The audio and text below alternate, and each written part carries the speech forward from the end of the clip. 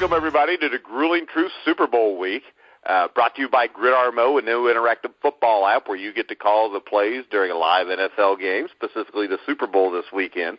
So make sure you download the app, go play Gridiron Mo. Check out the website at www.gridironmo.com. I'm your host, Mike Goodpaster. I want to welcome in my co-host, Matt Andrews-Scavage. How's it going? It's Super Bowl week again.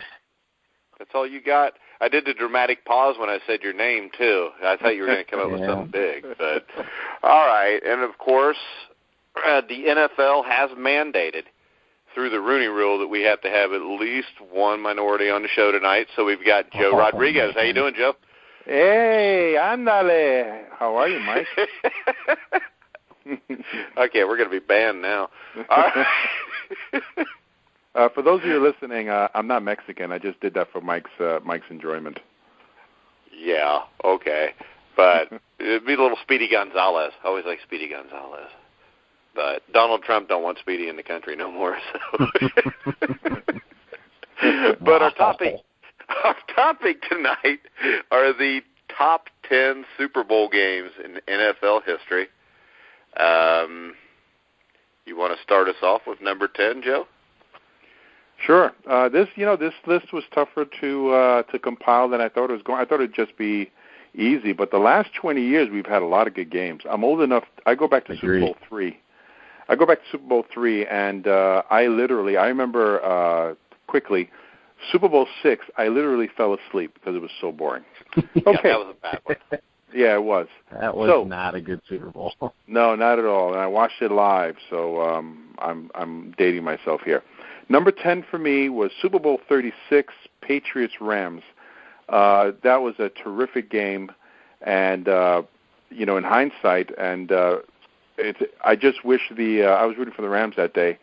I wish the Rams had used Marshall Faulk. I think Mike Martz outsmarted himself. Even the Patriots admitted they're wondering why they didn't use Faulk much because they couldn't stop him. Had they used Faulk, I think they win the game, but that was a tremendous game with a great ending. Well, or if Dick Vermeil just doesn't retire, they probably win back-to-back Super Bowls. Good point. But Super Bowl 36, I have much higher. How about you, Matt? You got it on your list? It's amazing. I've got them at my number 10 as well. Well, you guys are both nuts. It's a better game than that, but go ahead. No, it was That's a good because you game. guys got all those 49ers and Giants games up there, probably. No, I don't. I think you'll be actually kind of surprised at my list. I like Joe. I thought this list was going to be somewhat easy, but in the last 10 to 15 years, going back to like 97, you got a lot of really good games. I thought the Patriots' first Super Bowl was good. I don't know. I don't think it was I don't know how you could put it really high. But it was a good Super Bowl, and I agree that if Marshall Faulk had been used more, I think the Rams win. But the game was really just more of a lot of shock. I think most of the nation was shocked that the Patriots were able to go up on them. And then it just seemed like the rest of the game was the Rams desperately trying to come back. They finally tied the game, and then it was a field goal to win. It was a good game, but I think it makes the top 10, but I don't know that I'd put it really high. Well, I did, so I'll discuss it later. But my number 10, actually, when I did the list, kind of like you guys, you go through the first 31 Super Bowls, and there's like 3 that qualify to even be considered on the list. Exactly. And I actually have, from those 3, like 2 of them on my list, believe it or not. But my number 10 is Super Bowl 13 between the Dallas Cowboys and the Pittsburgh Steelers. I know we've talked about it before. It was a 35-17 game at one point. But the number of Hall of Famers, the number of big plays, I mean, Terry Bradshaw played a great game, especially in the second half to take the game over. The Cowboys made a little run towards the end of it. And I think it was the first Super Bowl game that really qualified as a great game. 10 was a very good game, but, I mean, nothing outstanding. But if you look at it, the Steelers and Cowboys at the time are one of the best rivalries in sports. They had 2 legendary head coaches, Chuck Noll, Tom Landry. Super Bowl 13 featured 14 players that would eventually be inducted into the Hall of Fame. The Steelers had beaten the Cowboys in a close Super Bowl X. The winner of Super Bowl 13 was to become the first three-time Super Bowl champion, so the stakes were high. And in the end, it was a drop pass by Cowboys tight end Jackie Smith in the end zone that swung the game. Dallas ended up losing by 4. Like we said, Pittsburgh led 35-17 in the fourth quarter. Cowboys roared back, cut it to 35-31, yet they weren't able to get the onside kick back with a chance to take the lead. So my number 10 is Super Bowl 13. That almost made my list. I would have probably made my list if it had been a closer game, before Dallas scored 2 late touchdowns. But, yeah, I would agree that would probably be labeled the first really good Super Bowl. All righty. So we'll go to Matt's number 9. My number 9, Super Bowl 38 between Carolina and New England. The second and fourth quarters were both very exciting. The first and third were probably just a lot of defense. But you had lead changes, you had 2-point conversion attempts, you had just a little bit of everything. The Patriots led for most of the game, and the Panthers led with Muhsin Muhammad and Deshaun Foster, Jake Delhomme. Really put together a really good fourth quarter to take the lead a couple of times. And every time New England pull ahead, they come right back and tie it. And it just came down to whoever had the ball last. I thought there were a lot of really memorable plays in that game, especially the 85-yard pass to Muhsin Muhammad, which I think is still the longest touchdown in Super Bowl history. But, yeah, that's 32-29, Bill Belichick's second Super Bowl win. It's my number 9. Yeah, I got that one's slightly higher, but not much, so I'll be able to talk about that the next round, if you know what I mean. Wink, wink. Mm-hmm. My number 9 is Super Bowl 14, which I still think is one of the most underrated games in Super Bowl history. Pittsburgh beat the Rams 31-19. It was a closer game than that. It was the last of the Steelers' 4 Super Bowl victories in the 70s. And Super Bowl 14 was almost a monumental upset. If you remember, the Rams had barely made it to the playoffs. They finished the regular season 9-7, had barely outscored their opponents in doing so. So, I mean, there were 6 or 7 lead changes in the game in the first 3 quarters, 4 quarters. I mean, for the game, I think it was 7 lead changes. So when they led at halftime and regained the lead again late in the third quarter against heavily favored Pittsburgh, it appeared an upset similar to Super Bowl III was about to happen. However, Terry Bradshaw came up, made the big play with a 73-yard touchdown pass to John Stallworth in the fourth quarter. Vince Ferragamo was driving the Rams to try to get the lead back when Jack Lambert picked off his pass. The game was 24-19 at that point. I think there was 3 or 4 minutes left. Steelers go down, tack on another one. But my number 9 is Super Bowl 14 between the Rams and the Steelers. Joe? My number 9 is Super Bowl 34, Rams and Titans. The reason why it wasn't higher for me is because for me this was half a game. The first half was kind of uneventful, but the second half was tremendous. And the big memory that I have of that game, other than Tennessee almost winning the game at the very end, or at least having the opportunity to tie, was Eddie George's great touchdown run. That was a phenomenal touchdown run. It was just an unbelievable play. Very tough team, and Kurt Warner had to be at the very top of his game to just squeak that one out. So that's my number 9. Yeah, I actually had that one a little higher. Yeah, me too. Not much, but a little bit. Not much. You're both wrong. All right, let's move on. So I will do this. Since we're both wrong, I'll go with my number 8, which is Super Bowl 34 between the Rams and Titans. The fourth quarter, like you said, was a thriller. Didn't really pick up until the fourth quarter. Tennessee ties the game at 16 with 2:12 left. Kurt Warner completes a great pass, great catch by Isaac Bruce, 73 yards, putting him in front. From there, Steve McNair led Tennessee down the field on one of the most dramatic drives in NFL history, which those two, the throw by Warner, the drive by McNair is why it's here. Plus, you get the tackle by Mike Jones on Kevin Dyson at the 1-yard line as time expired. Out of all these games that we've talked about in the last 15 or 20 years, none of them came down to one single play like that didn't include a kicker that I can remember, where the last play of the game, was deciding the Super Bowl without a kicker involved. I mean, Mike Jones makes a great tackle. Probably, I mean, it's got to be, to me, the biggest tackle in NFL history just because of the time and place that it took effect at. And effect's probably not a damn word I should have used there, huh? But I couldn't come up with nothing because I'm from Indiana. But so my number 8 is Super Bowl 34 also. So Joe Rodriguez was completely wrong because he had it at number 9. So what do you got, Joe, at number 8? Number 8, I have Super Bowl 43, Steelers-Cardinals. So many memorable plays in that game. That game was a real thriller. The game's a little bittersweet for me because my beloved Giants had a tremendous team that year until Plaxico shot themselves in the foot, so to speak, didn't they? In the leg, literally. And I always remember the 4 finalists that year. The Giants had beaten all those teams that year, so it was bittersweet for me. So back to the game. Just play after play, just tremendous. And for me, arguably the greatest play in Super Bowl history was in that game. The James Harrison interception and the return for a touchdown was just an unbelievable play, 99 yards. Then Santonio Holmes makes one of the great catches of all time, and a great play by Roethlisberger on a drive all the way down the field.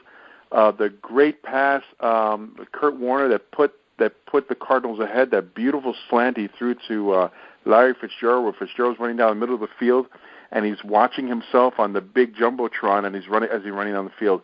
It's just it was a great game, tremendous.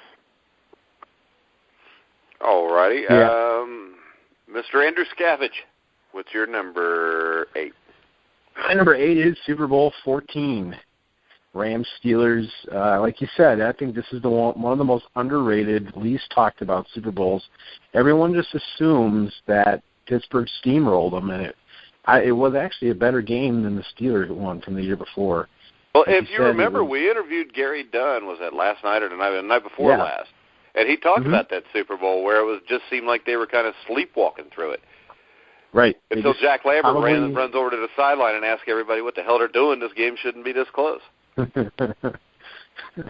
that was after Jack Lambert was running through the hotel with a cowboy hat on, scared to death of snakes. Was that Lambert on that story? It wasn't during the Super Bowl. That was training camp. Yeah. Go ahead. The moral of that story is y'all ought to go check out the Gary Dunn interview. It's really good. He told some really good stories, and yes, that was Jack Lambert, scared to death of snakes with a cowboy hat on, running through the hotel. But anyways, it's 19-17 Rams. I mean, this is a huge upset. The Steelers were by far the team of the decade. Definitely favored to beat the 9-7 Vince Ferragamo-led Rams, but they were very scrappy, and it wasn't until the 73-yard pass from Bradshaw to Stallworth that probably woke up the Steelers. But very good game. It took a lot of really great plays to put the Rams away, but I think this was Pittsburgh's most exciting Super Bowl of the 70s. All right, Joe Rodriguez, number 7. Number 7 for me is Super Bowl 14, Steelers-Rams. I think you're selling the Rams a little short, Matt. You were saying that they were scrappy. The Rams were actually a really good team. They beat the favorite Cowboys in Dallas. Yeah. They beat Tampa in the championship game. This was a very, very talented team. You had Jack Youngblood, who, remember, he played on a broken leg. You had Jim Youngblood, who was a very good linebacker. They had a great secondary, Nolan Cromwell. Rod Perry. Yeah. They had a great secondary, a tremendous offensive line. Dennis Hara, Wendell Tyler, Jackie Slater.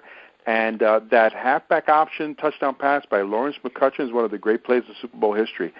Another thing, Terry Bradshaw also admitted after the game that he was very confused. He didn't know what they were doing.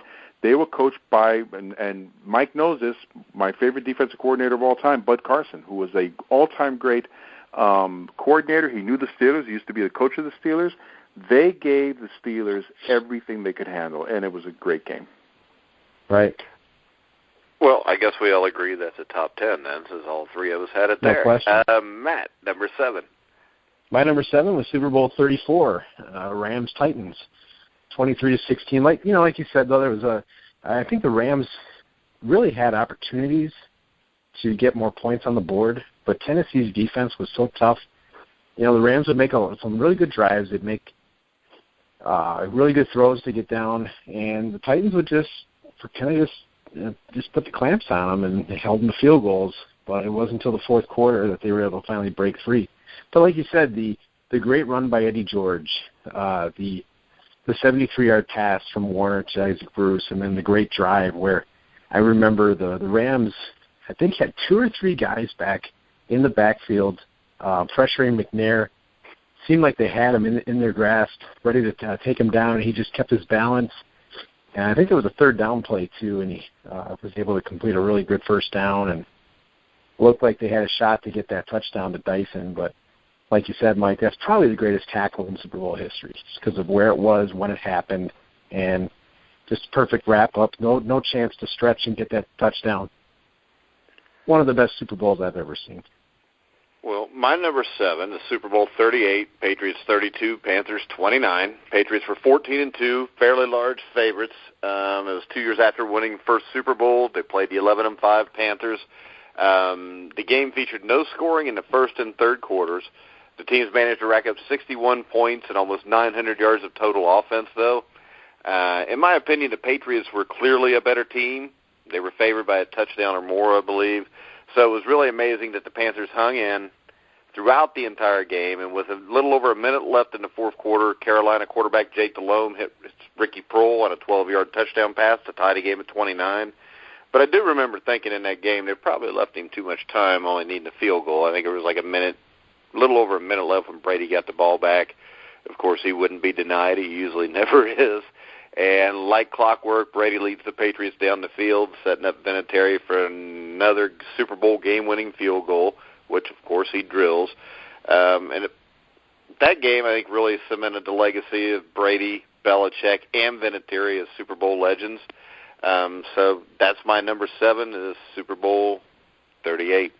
Had a very similar feel to Super Bowl 36 because Ricky Proehl ties the game in both Super Bowls for different teams, and then Brady leads them down for a game-winning kick. All right, so Matt, your number 6? My number 6 is Super Bowl 42, Giants-Patriots, from the undefeated Patriots season of 2007. I would have put this a lot higher, but there wasn't much that happened in that game until you really got 2 drives. And it was just a very big-time defensive struggle. I think most of the nation, unless you're in New York, were very surprised that the Patriots' offense was held in check so well. And the Patriots' defense did a pretty good job overall holding Eli Manning to just 10 points. But once the Patriots were able to mount a drive, they went up 14-10. I think most of the country probably believed the Patriots would be able to hold Eli Manning, but he made one of the great escapes and great throws of all time, and, of course, David Tyree with the helmet catch.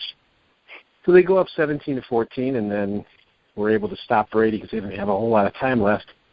But I wasn't really sure if it would even where to put this on the top 10, just because there wasn't much that happened in the game, but because it was such an upset and those drives were so great, I think it's at least somewhat fair to stick it where I put it. All right, my number 6, I've got Super Bowl 32, Denver 31, Packers 24. I believe the Super Bowl matchup between John Elway and Brett Favre is very underrated. Great storylines in the game. Favre and the Packers were going for their second straight Lombardi Trophy. Another chance for Elway to win a ring after losing 3 previous times in the big game. The game lived up to the hype. You remember Elway's famous helicopter run, setting up a touchdown by the eventual MVP, Terrell Davis. Denver takes a late 31-24 lead. Brett Favre actually played really well in that Super Bowl until it mattered.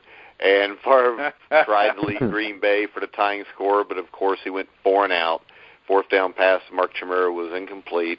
And finally, Elway had his Super Bowl ring. So I think it was one of my favorite games, and anybody that listens to the show know a lot, probably knows why.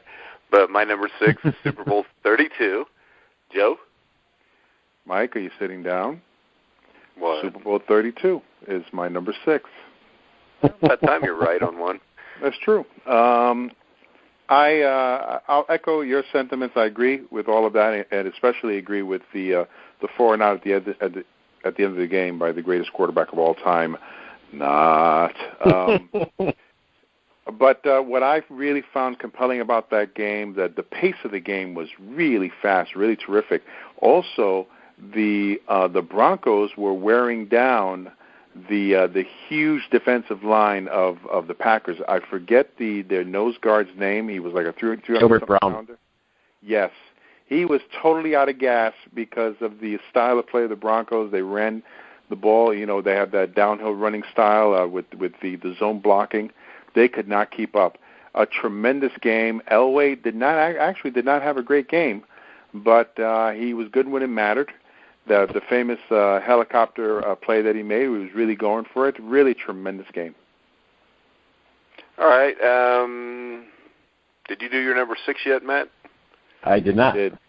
Oh, no, I did. You started me off, yes. Oh, you did. Good thing Joe's here to keep an eye on you. All right. We'll go to my number 5, which is one I know Joe picked earlier, Super Bowl 43, Steelers 27, Cardinals 23. You had a huge dichotomy here. You had one team that had won 5 Super Bowls, you know, a team ripe with history, success. On the other, you had the Arizona Cardinals, who I think the last time they played in a game like that, they were actually in Chicago, and it was the 1940s. But Kurt Warner and Larry Fitzgerald were unreal in the game. Fitzgerald had a fourth quarter for the ages. He caught like 6 passes, 115 yards, 2 touchdowns. The second one putting Arizona ahead 23-20. But the Steelers were not to be denied. Ben Roethlisberger connects with eventual game MVP Santonio Holmes in one of the greatest plays in Super Bowl history. Not one of my favorites, but I guess it's one of the greatest for a lot of people that watched it. Holmes gets both feet down in the corner, putting Pittsburgh up for good 27-23, as you said. You had one of the greatest plays in Super Bowl history with James Harrison as the half-expired 100-yard interception return. That without that, Pittsburgh probably doesn't win the game. So my number 5 is Super Bowl 43, Pittsburgh, St. Louis. Joe, number 5. Please forgive me, Mike. My number 5 is Super Bowl 23. I got it in there too, so it's all right. I got it slightly higher. Bengals Niners. The first half was kind of slow. The second half really picked up. The Tim Krumrie injury really hurt the Bengals tremendously. Niners were able to run the ball after that much more efficiently than they would have had Krumrie been in there. I didn't know this, but Mike told me that Boomer Esiason was hurt. So that really greatly affected his effectiveness. But the Niners were really struggling throughout the game. You know, Dick LeBeau had a great game plan. Unfortunately, they couldn't bring it home at the end. That drive was one for the ages.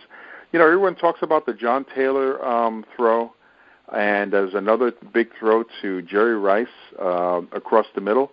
But the throw that really impressed me more than anything on that drive was a throw that Montana made to Roger Craig. It was like a 25-yard pass. There was a linebacker right in front of Craig, and if he didn't place it perfectly, that would have been an interception. It was an absolutely perfect throw. I was rooting for the Bengals that day. Sorry, Matt. But, all true Americans were rooting for the Bengals that day. a tremendous game, and the Bengals, unfortunately, didn't get the break here and there they needed to pull the game out. All right, Matt. My number 5 is Super Bowl 32. You guys were mentioning it, number 6. I think this is definitely one of the most underrated games. You had a couple lead changes. The Packers were just assumed they were going to win because the AFC had won 13 straight going into that game. The AFC constantly was dominated. You'd have to go back to 1983 before finding a victory by the AFC. And with Elway losing three straight appearances, nobody.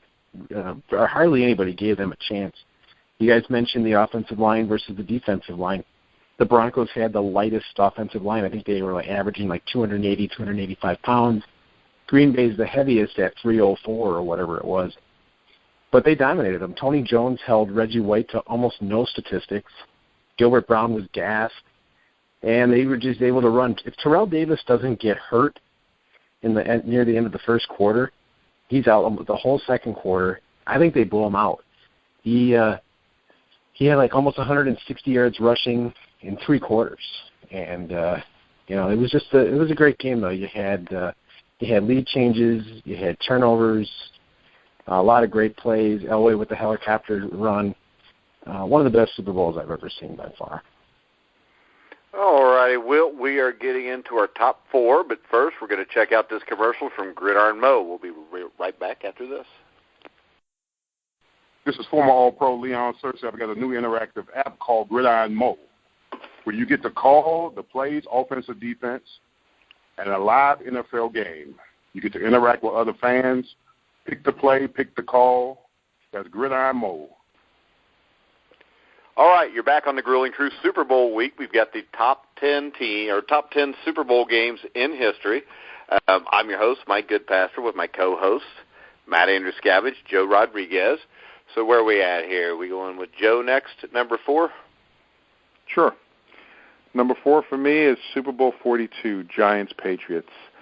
Not only was the game historic because of the Patriots' undefeated season, and not only did the Giants come out of nowhere, I think this game, even though this game had tremendous hitting throughout the game, it was a defensive struggle. But I happen to like defensive struggles. There weren't, if I remember correctly, there weren't any. I think there was 1 turnover in the game. So it wasn't a sloppy game. It was a well-played game, and the Giants were just relentless on the Patriots, and the Patriots were really on their heels. They didn't know what to do. They couldn't block the Giants up front. The Giants came alive in the fourth quarter. Eli had the great drive. That throw to Tyree was a lucky throw, really. I mean, he just threw up for grabs down the middle of the field, but Tyree is the real star of that play. Tyree made a phenomenal catch. And if you look at the drive, I've watched the drive. Eli did get a few lucky breaks, but the breaks broke the Giants' way. The real star of the game was the Giants' defense. And for me, the real MVP was Justin Tuck, who was totally unstoppable in that game. Great game, dramatic finish, historic game. That's my number 4. All right, Matt.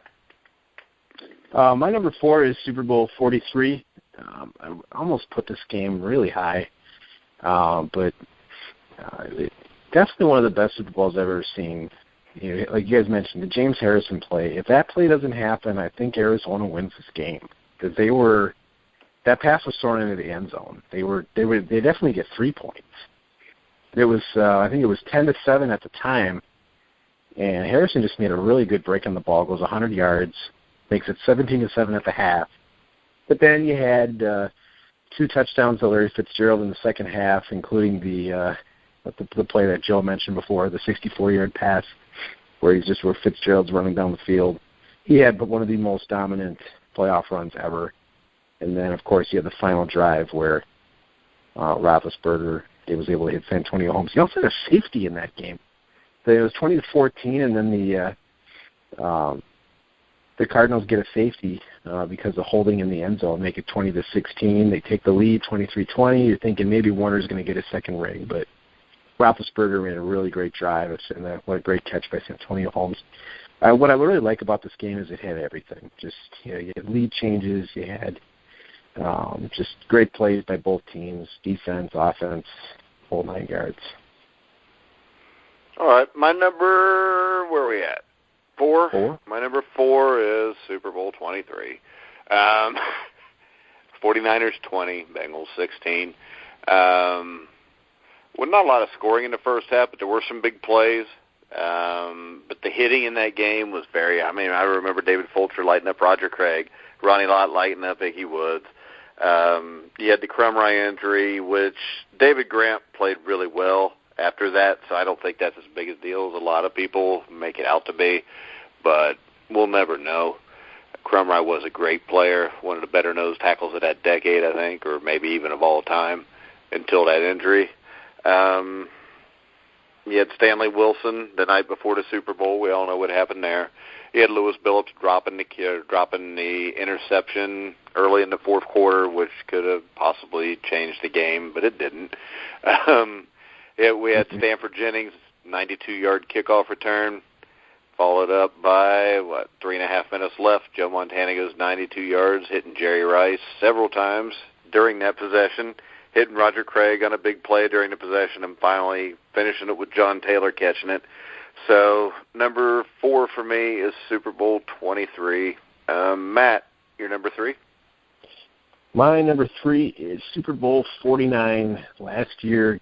Tom Brady against the great Seahawks defense.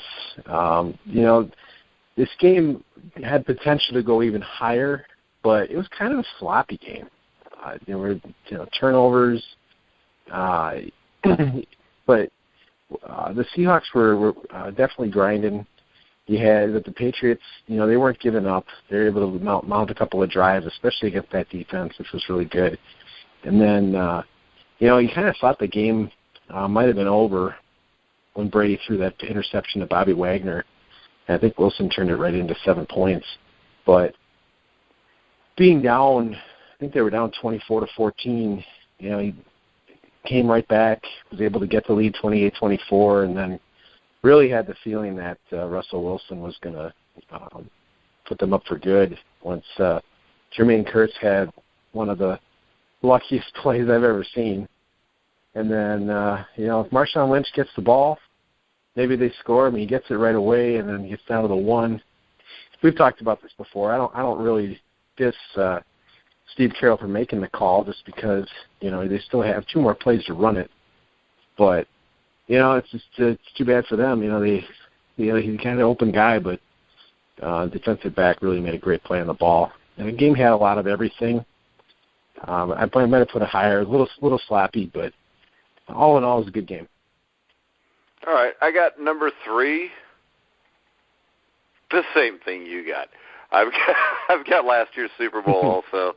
I mean, when it comes down to it, what Brady did in the fourth quarter against one of the finest defenses in NFL history, down 24-14, to come back, put up 14 points, the 2 long drives, then you get the defensive stand at the end of the game. And, I mean, people forget. I mean, if they go in and score, then people are going to question why Belichick didn't use his timeouts earlier in there. Right. When he lets the clock run, lets another extra 40 seconds run off of it. I think in the end, from looking at the defensive personnel New England had in, I think they expected a pass. And I know that they'd said later on after the game that they'd watched film and saw Seattle run that play. That's why they had Butler jump up there. So I think in the end it was just Belichick out-coached Carroll at the end of the game. I don't think it was necessarily a bad call by Carroll. The thing I don't understand is with the personnel that was in, why you wouldn't have changed to a running back play, even if it was a quarterback sneak, because it was set up for it. But we'll never know. Like I said, I don't blame Carroll for the call. I just don't know why the call wasn't audible out to because of the defense that was there. Who's up next for the first one? Me. That was me 3. because next is Joe. Go ahead, Joe. Number 2.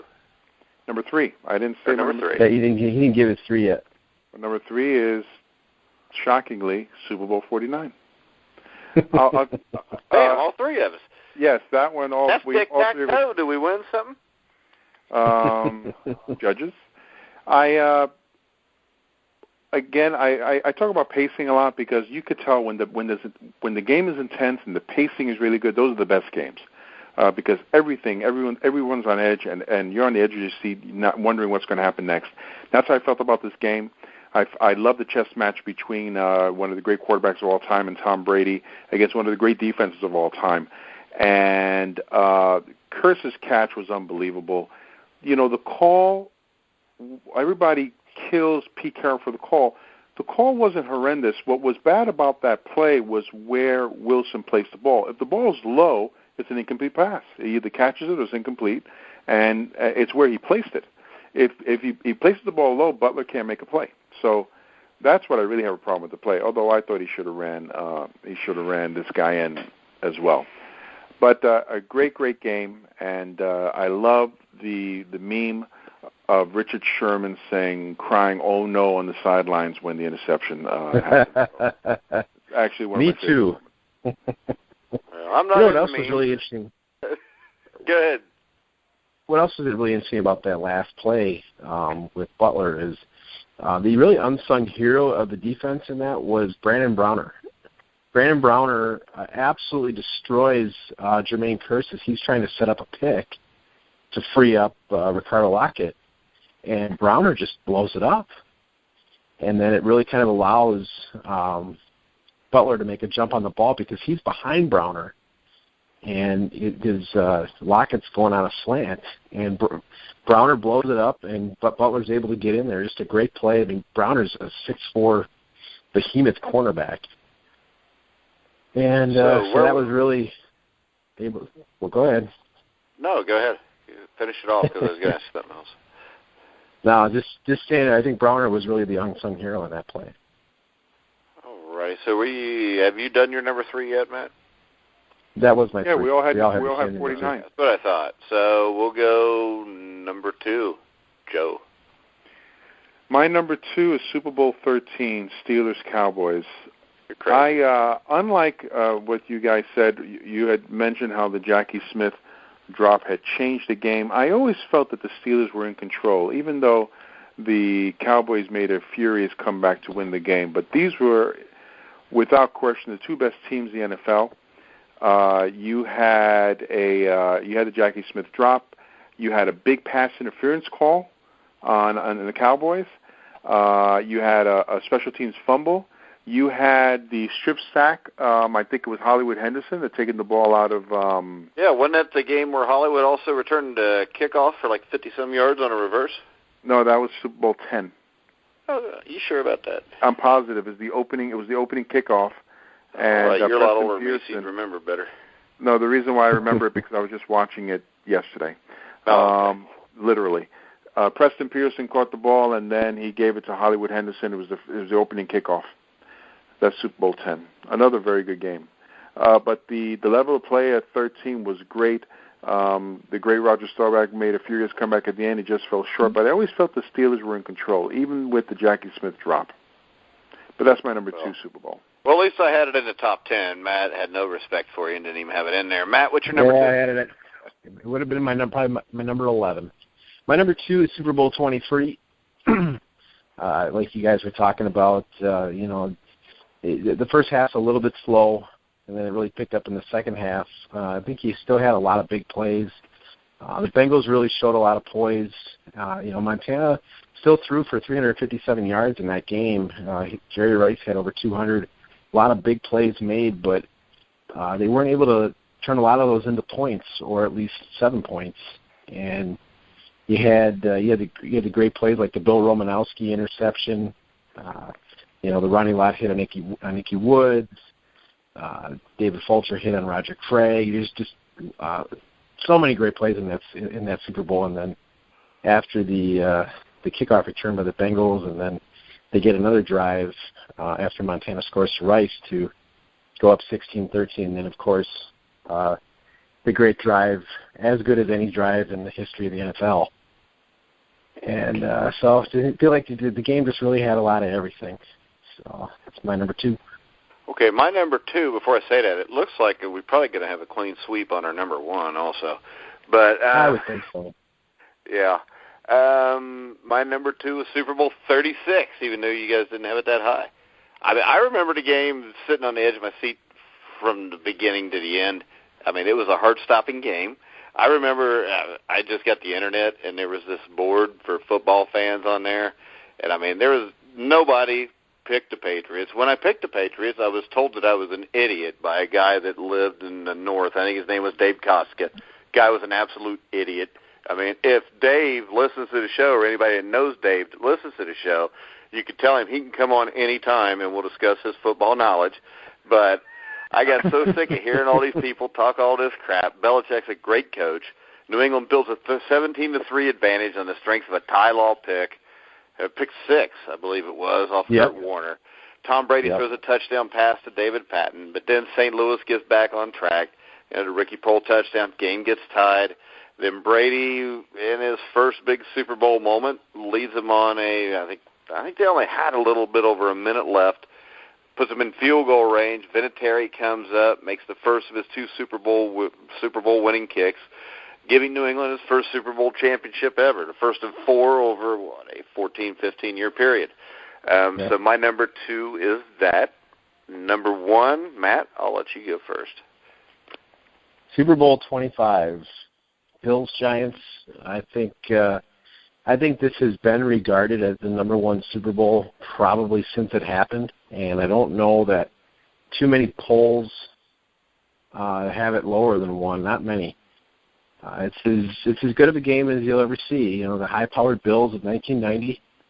It was the first year they ran what they called the K-gun offense, the no-huddle offense, which I know Mike they borrowed from Cincinnati. Yeah, they invented it. Exactly. Yeah, Marv Levy. They had a tremendous offense.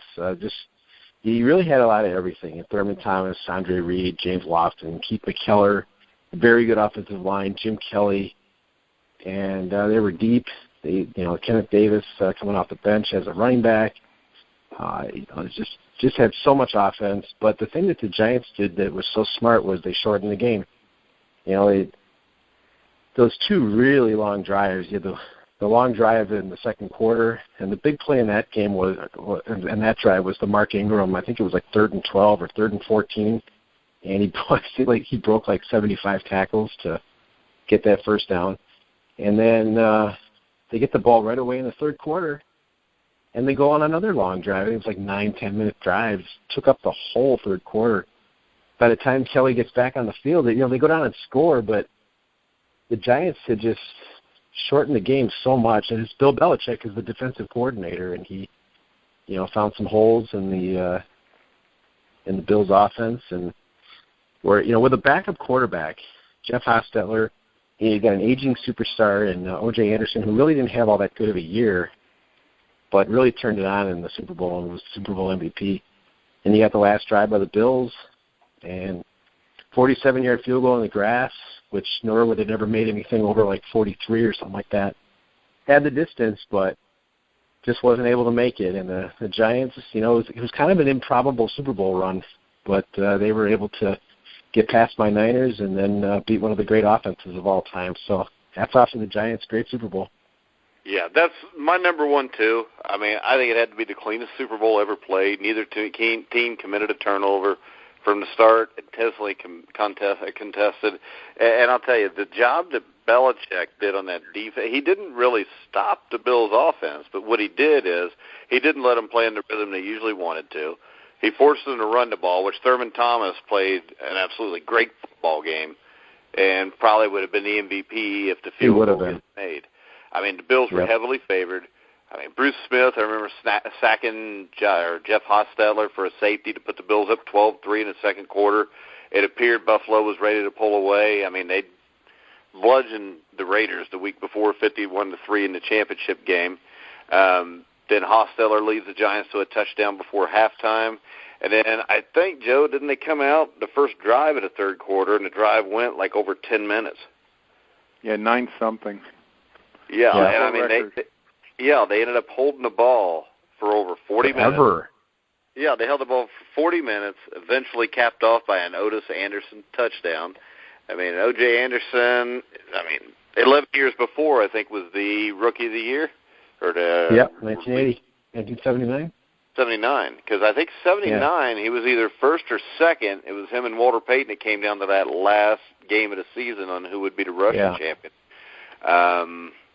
Then Thurman Thomas scores a touchdown, started the fourth quarter. Matt Barr kicks a field goal, gives them the lead. Of course, Norwood misses the kick. I think the game was a mismatch, not in teams, but in coaching staffs. I mean, it's Belichick and Parcells. Marv Levy can't stand up to that. Joe, what's your number 1 being a Giants fan? I really had to think about Super Bowl this. 21. I had to really think about this. It's Super Bowl 25. It was the most exciting Super Bowl I ever saw. And you can imagine being a Giants fan, I was really beside myself watching this game, going crazy. My wife actually told me to shut up because my son at the time was around a month old, and I was waking him up. What I do, maybe defending my Giants here a little bit, I do take a little exception to when people say it was a huge upset. Yes, it was an upset, But that Giant team was the number one seed. If they weren't the number one seed, they were 12-4 the year before. They got upset by the Rams. This team got off to a 10-0 start. They held the Bears in the divisional game to 3 points. They played 8 quarters against the number one, number two offense in the NFL in the Niners, and they held them to a total of 20 points. A total. Yeah. They gave up 2 touchdowns to the Niners in 8 quarters, and they held the Bills. When the Bills played them in the Meadowlands, they only gave up 17 points to the Bills. So this was a tremendous defense. They set the NFL record. I'm not sure if it's still a record. They had the fewest turnovers in the NFL, 14 total in a 16-game season. That was a big, physical team, very well coached. You mentioned Bill Belichick's game plan. Bill Belichick's game plan for Super Bowl 25 is actually in the NFL Hall of Fame. So a great game plan. Whenever the receivers went over the middle, they just bludgeoned them. Andre Reed said he had never been hit that hard in his life, and it was just listen, being from a Giants fan, it was a beautiful game to watch, but it was a great game. Well, Joe, the upset thing, I don't think necessarily has anything to do with which team's better or if they're mismatched. The upset thing comes from the public at large perception. And, I mean, Buffalo, the 51-3 win over the Raiders. Nobody could stop their offense. I mean, I still think it's a huge upset, one of the biggest upsets in NFL history. I agree with you that the teams were not that badly mismatched, but I'm just saying in perception. I mean, if you look at perception, the Super Bowl III Jets were a pretty good football team. And, and you go perception, Super Bowl 36, well, 2 years later, the Patriots won it again. So I think upset is more of what people perceive the game's going to be than what it actually is. I would agree with that because, I think the perception was you take before, the time leading up to the Super Bowl. Here's the information that you have. The Giants are going in with a backup quarterback. Not a lot of certainty as to whether or not he's going to play really well. Otis Anderson had 700 yards rushing, and I don't think he averaged more than 3 or 3-1 that year. Yeah, and you had a backup quarterback. That's just it. Backup quarterback and aging running back who didn't have a great regular season. There's not a lot on paper that says they're going to get a lot of points. The Bills had a good defense that year. Obviously, the Giants had a really, really good defense. But, in those the same 2 games against the Niners, Matt Barr has scored all the points. Joe, you talk about 89, the quarterback was Phil Simms, not Hostetler. And in 89, you got to remember, Buffalo in 89 lost a great playoff game to Cleveland. The year before, they lost in the AFC Championship game to Cincinnati. So it wasn't like they just showed up one year and were scoring a lot of points. Yeah, they turned the corner when they borrowed the no huddle from the Bengals, the ones that they tried to have outlawed in the NFL, but then they used Well, they did have it outlawed. The Bengals weren't allowed to run it in the AFC Championship game or the Super Bowl. That's the thing that bothers me about that. It's one thing if you're going to borrow a concept and really make it your signature offense, but when the year before or 2 years before you're calling it the no fair offense. Yeah, come on. And Marv Levy, before the AFC Championship game in '88, threatened to have Bills players lay down and fake being injured like Chuck Knox did the week before when Cincinnati beat Seattle. And Don Shula, being the asshole that he is, on the competition committee, which how is somebody that's a head coach of a football team in charge of the competition committee when he's one of the competitors? And he outlaws it. They're not allowed to run it in the Super Bowl. I mean, it could have changed the Super Bowl. Isn't Jeff Fisher on the competition committee now? Yeah, it's bullshit. I mean, pardon my French, but if you're one of the teams, how can you let a coach be on the competition committee? Because you just outlaw everything that your team can't do. Inherently, it is unfair. Mike, so how can you have him on a competition committee that's about making everything fair? Mike, you're offending our French listeners. I don't care. There ain't no French listeners up in here because when I looked at our thing, nobody from France listens to us. But there are people from the Philippines. Yes. So, hey, go Manny Pacquiao. That's right.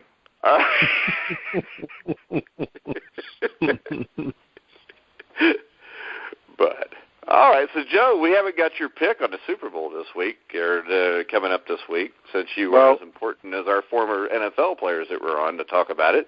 What's your opinion? I'd love to see Peyton Manning right off into the sunset with a victory. I just don't see it. He is maybe half the player that he was.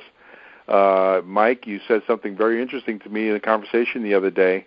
Hey, don't repeat stuff I said in conversations. I don't know where you're going with this. Well, it's a good one. It's complimentary. Okay. If Manning gets benched because he's ineffective and they bring in that quarterback, they have a much better chance of winning because that guy is a real threat. He can make any throw on the field. Well, see, I don't think he's that much of a threat because I don't think he's very good, but I think he's a bigger threat than Manning because he can move But you have to play the whole field. You know, with Manning, with playing Manning now, you're cutting the field in half. So I'm going to say Panthers win 34-20. And I say 20 because maybe Denver scores a late touchdown. So it'll be like a 34-13 game, and then the Broncos will score something late. Well, that's Joe, with Peyton Manning. Without Peyton Manning. Hey, Joe, what do you think about the Rooney Rule for women in the NFL?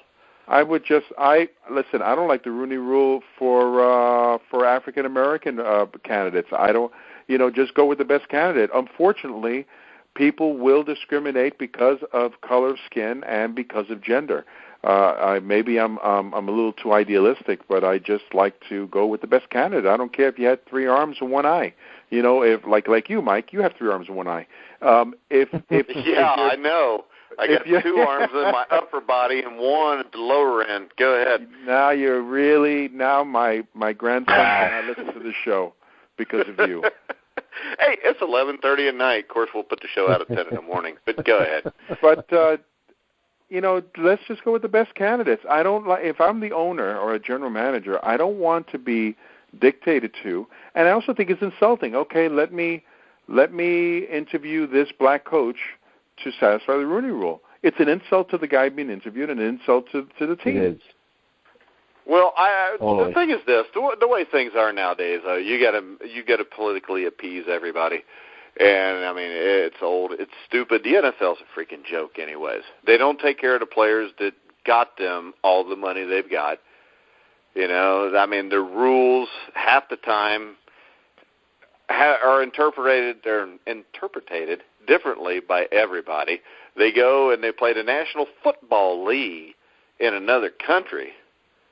They take teams away from cities that actually support their teams because, they can make some more money, even though the team they're moving had a taxpayer-funded stadium.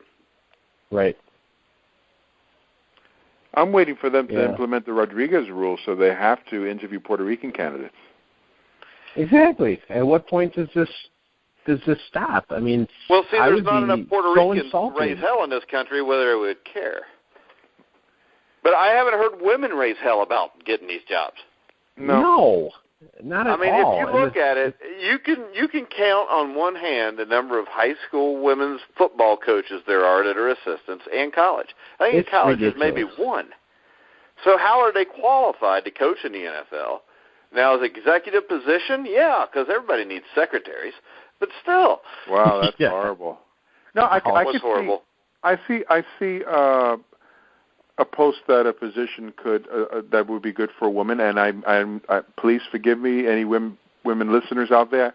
I don't mean to be sexist, but they could be like an assistant general manager. They could be a capologist. You don't need to have playing experience or coaching experience to know how to manage a salary cap. That's a very high position with NFL teams, and it's a very that's what the Bengals do with Katie Blackburn.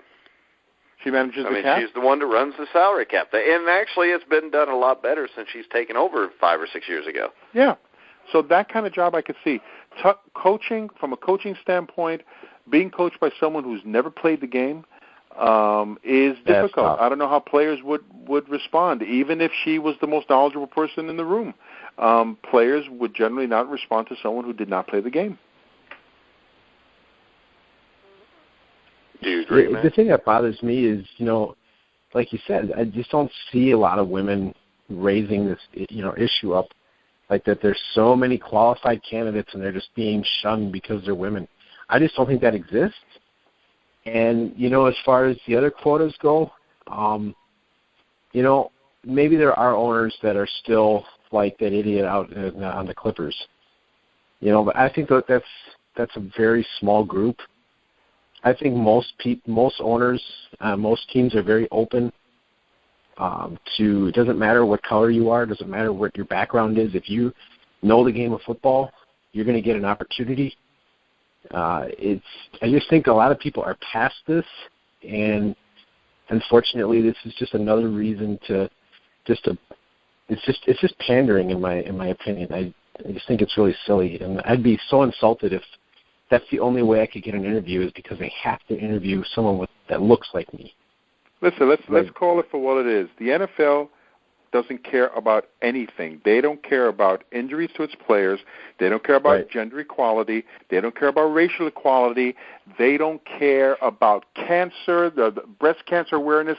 They don't care about any of that. All they care is about the bottom line, making as much money as they possibly can, and they don't care who gets hurt in the process.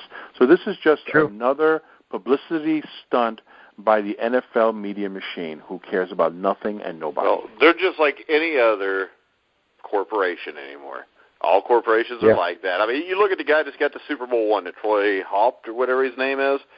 I actually sent him a message to see if he'd be interested in coming on the show to talk about Super Bowl one and the film he's got. Oh, that'd be great. NFL. He hadn't responded to me yet, though, but we'll work on it. I'll badger him until I can get him. But, I mean, come on. You could show the people Super Bowl one. You could have gave this guy $1 million, which there's no problem with that. I mean, let's face it. The first 10 seconds of a commercial in the first quarter of the Super Bowl, and that's paid off. Yep. And how much are they getting for a commercial now? Oh, it's crazy. It might be something like $2 million. There may be more. I thought it was more than that, but it probably is. I mean, they could have had the guy come out. You could have given the guy Super Bowl tickets. I think $1 million. Come on, why not? They did. They gave him Super Bowl tickets. CBS was going to fly him out first class. Yes. Interview him during the pregame show. I don't know if you saw this story or not, Matt. I did. Yeah, and they were going to give him like $25,000 for the appearance to come out there, and then the NFL told them no. Yeah, they were going to show part of the game too. Yeah, which would have been really cool to see. I think they were just going to show like a couple minutes, but still. Exactly, but the NFL's just a bunch of babies. It's like, why can't you? This would have been so good for their image. People would have really liked this if this guy could have. They're not babies, Matt. They are just arrogant beyond description. They think that this is beneath them. The NFL is a $9 billion with a B as in boy, $1 billion industry. $1 million is not even tip money, and they won't do it. I mean, but this is a league that rips people off, rips communities off under the guise of, if you pay for the stadium, it'll build your economy. No, it'll build the NFL's economy. There has been little to no proof that building these stadiums helps the community. On the contrary, it doesn't. Yeah, I mean, they play 8 home games. Yeah. How's it build the economy? In most of these places, like Paul Brown Stadium, you very rarely see anything outside of an NFL football game going on in them. So, I mean, the city pays $100 million for a stadium, and with the Bengals, they paid for 97 of the $100 million when it was supposed to cost $55 million. And now they still get held up for new scoreboards every few years, for all this new crap. And it still comes back to this. I had the NFL Red Zone. It cost me $5 a month. No big deal. 2013, go to Bengals game. Never really worried about watching it before, but it was when the Bengals had a chance to do something. I mean, Cleveland was close to upsetting New England. So I get my phone out, because the Bengals were beating the hell out of Minnesota by like 30 or something, and I start trying to watch the Red Zone. And it tells me that I cannot have access. It is blacked out within 10 miles of the stadium. It's crazy. I mean, I paid for that. So what I did was, after the playoff game that year, we just went back to another regular season game because it's a bunch of crap. I mean, I'd already paid for it. Now you're going to tell me that I can't watch it after I paid, several $100s to take myself and my sons to every game that year, but yet I still don't have the right to watch the Red Zone while I'm sitting in my hard-ass seat buying a $7 Sprite or a $10 beer and a $5 hot dog. Yep. Here's something that'll make you guys feel better. I just looked this up. The cost of a 30-second ad slot during Super Bowl 50 is $5 million. There you go. Jeez. So I was close on the 10-second thing. Wow. It's actually like 5 seconds would pay for it. You're right. $5 million for a 30-second ad. Now, why don't they do this? They believe in breast cancer now. I mean, why not contribute some of that money? You know, but they don't. I mean, it was found out. That would make too much sense. What they found, well, you can't anyways because the American Cancer Association's a scam in itself. I mean, you go look it up. The money doesn't get where it's supposed to go like it does it in most of these charities. What about the players?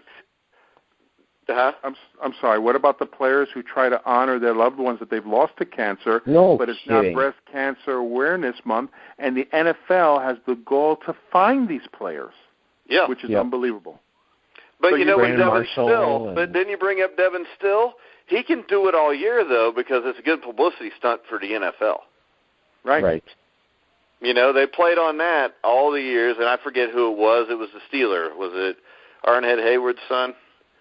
Yep. Right. He's that got tried to do that, and then they stopped him. But Devin Still was allowed to do it because he had a little girl that had cancer, and it was a really good story for the NFL. And it makes the NFL look like a benevolent organization, really cares about people, and they don't care at all.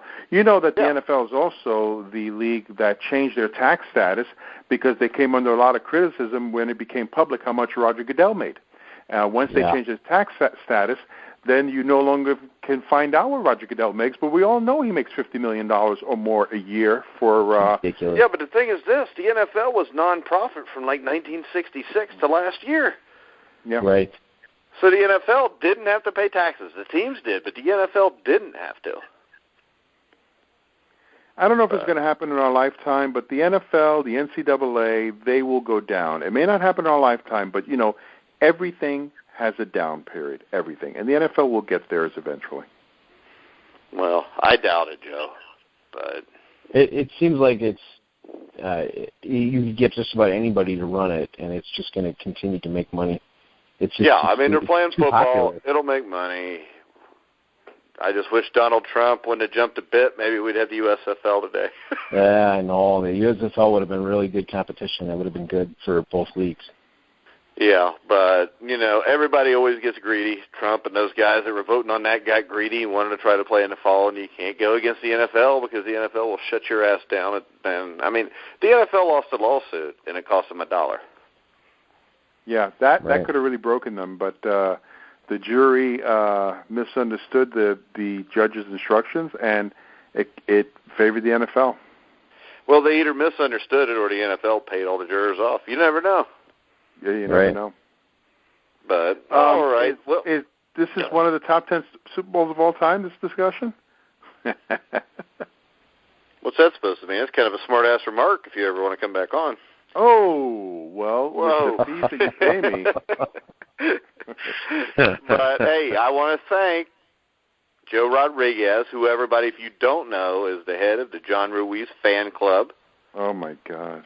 For coming on today. Thank you, Joe. You're welcome. I hate John Ruiz. Thank you. Matt is laughing, and he has no clue who John Ruiz is, do you, Matt? No, but it means something to Joe, and Mike just busted him out, so that's a bad to Joe. All right, Mr. I admit 49er fan that lives in Wisconsin. Oh, boy, here we go. All right, I'm going to call Jerry Kramer again and ask him about that again, see if he ever got an answer from your dad. Because it is so unusual. Make sure you check out the Grueling Truth Facebook page. Check us out on Spreaker and Stitcher. Check our shows out from earlier this week. Earlier this week we had, the top 10 worst teams to win a Super Bowl. Joe Rodriguez was supposed to be on that, but he just doesn't show up sometimes. We also had an interview with former Steeler great Gary Dunn. Of course, we had our Super Bowl Pick'em show with myself, Matt, and Leon Searcy. So make sure you stay up to date on all the shows. So go check out the Grueling Truth Facebook page. Go on Spreaker, find the Grueling Truth, follow us. Any final words, Matt? No, just it'd be nice if we could update our top 10 next year and hopefully throw this one in there. I'm like Joe. I think I'd like to see Peyton Manning right off into the sunset, but seems unlikely. I do not want to see him right off into the sunset. I'd like for him to stay around and throw some more interceptions, but Brett Favre had to leave, so I guess Peyton Manning will have to go too. And I don't really want either team to win, so it's a lose-lose situation for me anyways. I'm not a fan of either team or either quarterback, but who really cares what I think anyways? So for Joe Rodriguez, Matt Andrews-Scavage, I'm Mike Goodpaster. You've been listening to The Grueling Truth, where the legends speak.